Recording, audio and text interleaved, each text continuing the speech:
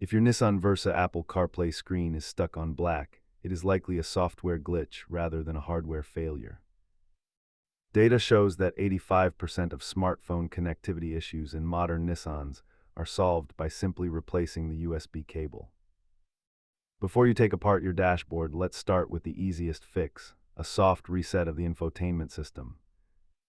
Hold the power knob until the screen cycles, then refresh the connection on both your phone and the vehicle settings. Make sure your iPhone is updated and that Siri is enabled, as CarPlay relies on Siri to function properly. Inspect the physical connection points for dirt or damage that might be interrupting the data stream to your Versa.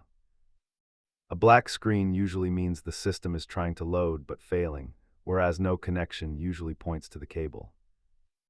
As you can see, a simple cable swap or system reset resolves the vast majority of these black screen complaints. If all else fails, disconnecting the car battery for 10 minutes can force a full hardware power cycle. Double-check your screen time settings to ensure CarPlay isn't accidentally restricted on your iPhone. Remember to always try the cheapest fix first.